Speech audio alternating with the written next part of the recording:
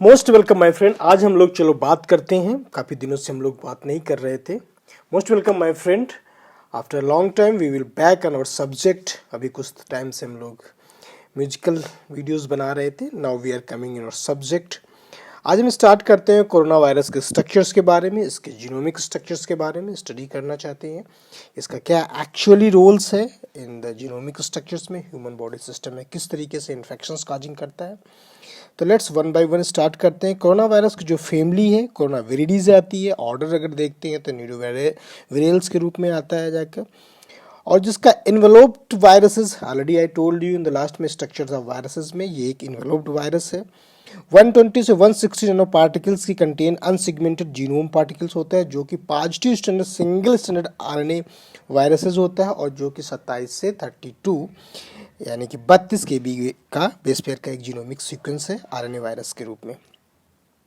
जो large standard RNA virus genome होता है उसमें प्रोटीन्स होती है, एन प्रोटीन्स, जो कि हेलिकल न्यूक्लियोकैप्सिड प्रोटीन्स है, और इसका जो साइज मानते हैं तो डायमीटर के रूप में तो 1 से 9 से 11 नैनोमीटर का डायमीटर्स होता है।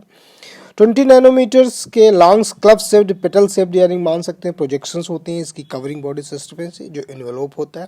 और यही जो इन्वेलोप्स में कवरिंग होते हैं इन्हें सोलर टाइप के या कोरोना टाइप के स्ट्रक्चर्स रिप्रेजेंट करते हैं। दैट्स वाई इसका नाम भी हम कोरोना वायरस के रूप में जानते हैं। अगर वायरल स्ट्रक्चर्स को डिटेल में स्टडी करते हैं जाकर, तो इसके जो पास जो भी प्रोटीन्स पाई जाती हैं, फास्फोराइलेटेड न्यूक्लियोकैप्सिड प्रोटीन्स होती है जो 50 से 60 किलो डाल्टन की होती है। दूसरी प्रोटीन्स मेम्ब्रेन प्रोटीन्स होती है जो ग्लाइकोमेम्ब्रेन प्रोटीन्स 20 से 35 किलो डाल्टन की होती है जाकर। इस प्रकार का जो मैट्रिक्स का फॉर्मेशंस करते हैं इन्वेलोप्स में लिपिड बाइलेयर से, जो प्रोजेक्शंस का फॉर्मेशन और उसके बाद स्पाइक्स जो बनते हैं 180 से 220 किलो डाल्टन के प्रोटीन्स होते हैं, और यही जो स्पाइक्स है इनका जो स्ट्रक्चर्स है वो सोलर कोरोना टाइप का होता है, इसी कारण इनको हम बोल देते हैं कोरोना वायरसेस। सम वायरसेस में कुछ ऐसे वायरसेस भी अभी रिसेंटली रिपोर्टेड किए गए जाकर, ह्यूमन कोरोना वायरसेस OC43 यानी कि HCOV OC43, इसमें थर्ड ग्लाइकोप्रोटीन्स भी रिपोर्टेड की गई। इसका साइज 65 किलो डाल्टन है, और ये हीमोग्लूटिनीन्स होती है, और इसमें कुछ एस्टाइरलेज एंजाइम्स भी पाए जाते हैं। तो एक प्रकार से एंजाइमेटिक एक्टिविटीज़ भी कुछ वायरसेस में रिपोर्टेड, कुछ strain of the corona virus के रिपोर्ट की गई जाकर। अगर हम स्ट्रक्चर्स को देखते हैं तो स्ट्रक्चर्स में हमें सारे स्ट्रक्चर जो प्रोटीन्स है, स्पाइक्स है, न्यूक्लियोकैप्सिड है, मेम्ब्रेन्स है, एनवेलोप है, आरएनए जीनोमिक स्ट्रक्चर्स है, बाकायदा स्ट्रक्चरली हम इसको रीड कर सकते हैं। अगर एक स्पाइक्स को हम देखते हैं उसके प्रोटीन स्ट्रक्चर्स को, ये नेचर द्वारा लिया गया एक इलेक्ट्रॉन माइक्रोस्कोपिक स्ट्रक्चर्स है, वहाँ से हम ये आइडेंटिफाई कर सकते हैं कि किस किस टाइप के प्रोटीन्स का स्ट्रक्चर इस वायरसेस में होता है जाकर। अब आते हैं कि जीनोमिक स्ट्रक्चर अगर हम देखते हैं कोरोना वायरस का, तो ऑलरेडी आई टोल्ड यू ये एक आरएनए वायरस है, पॉजिटिव सेंस का है, मोनोपेप्टाइड है यानी कि सिंगल स्टैंडर्ड के रूप में आ जाता है, पॉली एडिनाइलेटेड है, कैप्ड होती है, जो को 27 से 32 किलो बेस का होता है, जो कि आरएनए वायरस है उसके ऊपर पॉली एडिनाइलेटेड होता है जाकर। जो 5 प्राइम होता है जाकर 20 से 32 किलो बेस की कुछ रिप्लिकेज एंजाइम्स प्रोड्यूस करता है, यानी कि उसके में कोडिंग होती है, जो ओपन रीडिंग फ्रेम्स होती हैं, 2 प्रकार के ओपन रीडिंग फ्रेम इसमें रिपोर्ट किए गए जाकर 1A 1B। उनमें एक जो होता है जो रिप्लिकेज एंजाइम्स प्रोड्यूस करता है, आरएनए डिपेंडेंट एंजाइम्स बनाता है, स्ट्रक्चरल प्रोटीन्स को भी फॉर्मेशन करता है। इन स्ट्रक्चरल प्रोटीन्स में कौन कौन सी हैं, जो कि स्पाइक प्रोटीन्स है, इन्वेलोप प्रोटीन्स है, मेम्ब्रेन प्रोटीन्स है, न्यूक्लियोकैप्सिड प्रोटीन्स है। इनको ओवरऑल हम जो बोल देते हैं नॉर्मल सीक्वेंस में पॉल सेमेंस के रूप में इनको जनरली बोला जाता है। जो दूसरा है ओपन रीडिंग फ्रेम्स है, जिसके बारे में भी जो प्रोटीन्स फॉर्मेशन करना है उसका भी डिटेल स्ट्रक्चर्स या डिटेल फंक्शंस अभी रिलेटेड नोन नहीं है जाकर। जो 5 प्राइम्स है उसमें कुछ और भी 7 बेस के इंट्रीजेनिक सीक्वेंसेस भी रिपोर्टेड किए गए हैं जाकर। उनका क्या सीक्वेंस है, सब जीनोमिक फॉर्मेशंस करता है जाकर आरएनए मॉलिक्यूल्स में, और बहुत इंपॉर्टेंट ये सब जीनोमिक होते हैं जाकर, जो प्रोटीन्स फार्म बन नहीं जाकर कैप्ड के पॉली एडिनाइलेटेड एमआरएनए के फॉर्मेशंस के दौरान। और थर्ड जो प्राइम इंड होता है उसमें कुछ ऐसे सीक्वेंस होते हैं उनको भी रिलेट किया गया जाकर, उसका क्या एक्चुअल रोल है ये भी डिटेल में नहीं फंक्शन है। अगर हम इस पूरे सीक्वेंस को स्टडी करते हैं, जिसमें हमें 2 सीक्वेंस मिलते हैं, open reading frame 1A, open reading frame 1B, और उनमें कौन कौन सी प्रोटीन्स हैं, उनका क्या क्या स्पेसिफिक रोल्स है, उसके बाद स्ट्रक्चरल जीन्स, रेप्लिकेज रीजन्स, ये सारे सेपरेट करके हम स्टडी कर सकते हैं कि किसमें कौन कौन से प्रोटीन्स, कौन कौन से स्पेसिफिक रीजन्स रिस्पॉन्सिबल है डिजीज काजिंग के लिए, इसके इन्फेक्शंस के लिए, other structural modification of viruses के। ये भी एक माइक्रोबायोलॉजी के नेचर रिव्यू से लिया गया पिक्चर से।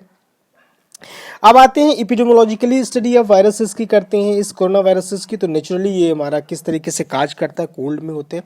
कोरोना वायरस बहुत बड़ी फैमिली है जिसमें कि एक स्पेसिफिक वायरसेस जो अभी प्रोडोमिनेटली इन्फेक्शंस कर रहा है, वैसे बहुत सारे ऐसे वायरसेस हैं जो 30% तक इन्फेक्शंस कोरोना वायरस द्वारा जो कॉमन कोल्ड होता है वो इन्हीं के फैमिलीज द्वारा होता है जाकर।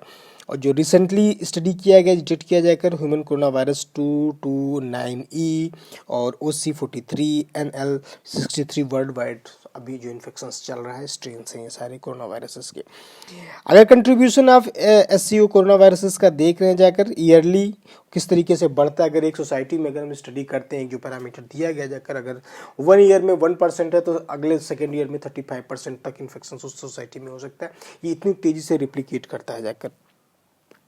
Incident of corona viruses increase that I already told you, 3-4 साल में पूरी तरीके से कवर कर सकता है। नोवल कोरोना वायरस जो 2019 में रिपोर्टेड किया गया जाकर, उसके बारे में हम यहाँ पे स्टडी करेंगे कुछ ज़्यादा, जो वुहान के, चाइना के वुहान सिटी से करता है और वर्ल्ड वाइड में पूरी तरीके से इन्फेक्शन काजिंग कर देता है जाकर। लेकिन एक सबसे बड़ी जानने वाली बात ये होती है कि ये कोरोना वायरस जो न्यूली कोरोना वायरस के बोला जाता है, जो अभी लास्ट ईयर 2019 में आया जाकर, ये किस प्रकार से चाइना से एक ही सिटी से होकर पूरे वर्ल्ड वाइड में फैल जाता है, बट कि चाइना के डिफरेंट सिटीज़ में नहीं जाता। ये कॉन्स्पिरेसी थ्योरी है, ये अलग ही मैटर है डिस्कस करने के लिए, स्टडी करने के लिए कि किस तरीके से चाइना ने एक इसको बायोलॉजिकल वार टूल के रूप में यूज किया है पूरे वर्ल्ड की इकोनॉमी को डिस्ट्रॉय करने के लिए सेल्फ। तो ये एक अलग मैटर है जाकर, उस पर अलग डिस्कशन कर सकते हैं जाकर।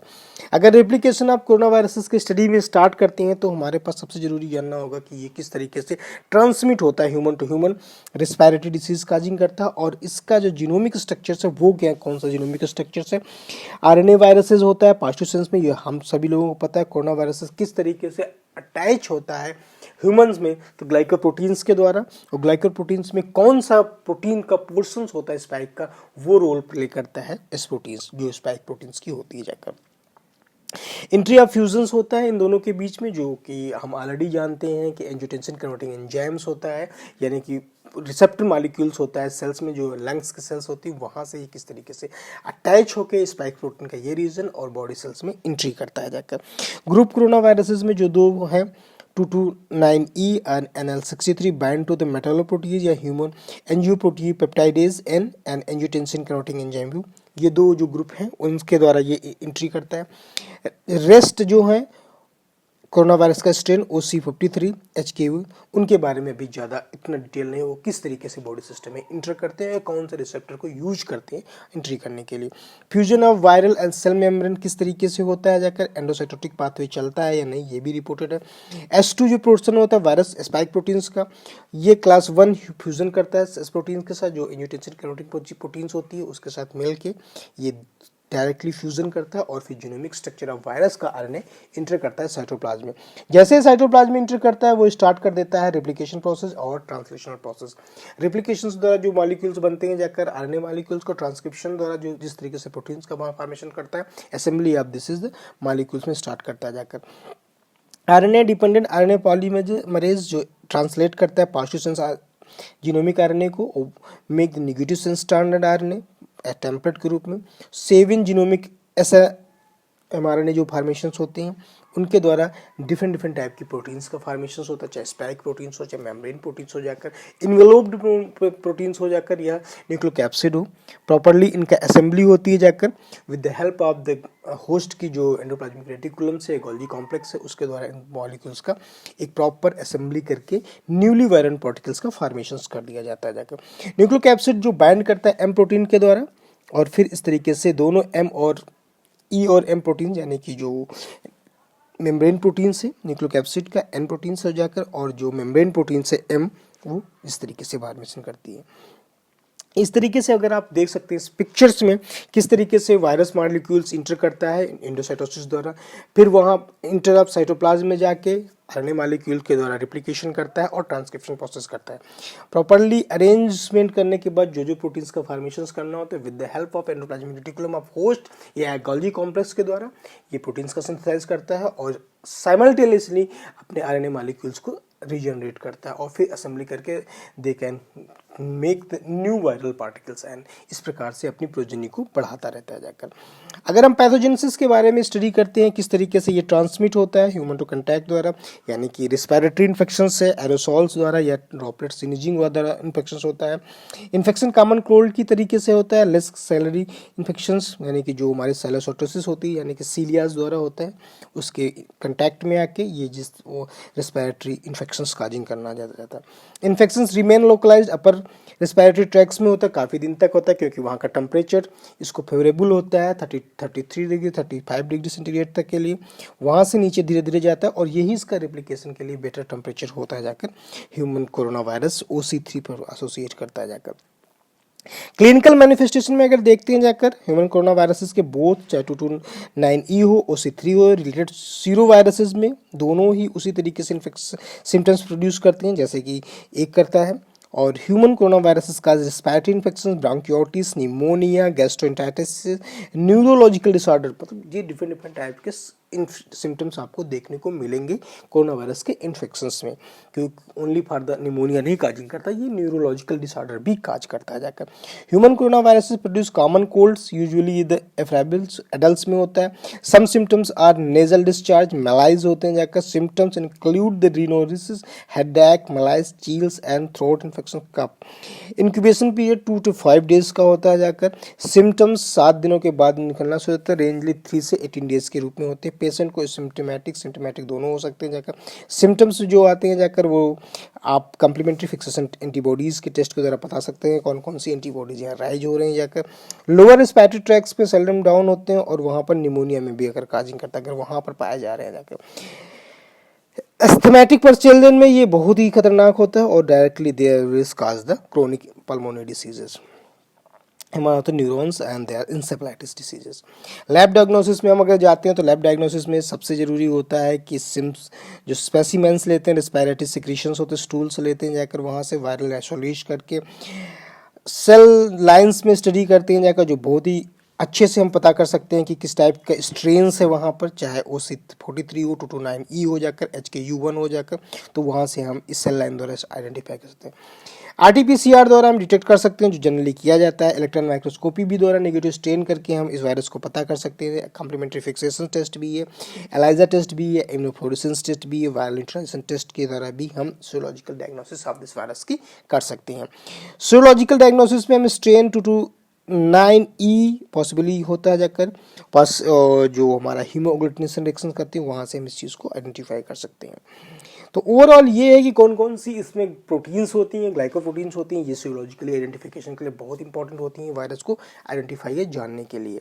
तो हमारे पास ये सबसे बड़ा इंपॉर्टेंट टेस्ट है और इस टेस्ट से हम इस चीज़ को आइडेंटिफाई कर सकते हैं कि वायरस के जीनोमिक स्ट्रक्चर्स क्या है, पैथोजेनेसिस क्या है और लैब डायग्नोसिस मेथड क्या है कोरोना वायरस के। कोरोना वायरस बहुत बड़ी फैमिली, इसको स्टडी करने के लिए कई लेक्चर्स जरूरी होंगे जाके। अगर आपको मेरा इस लेक्चर अच्छा लगा तो please like and subscribe. We will back very soon. Thank you so much for watching and giving your times.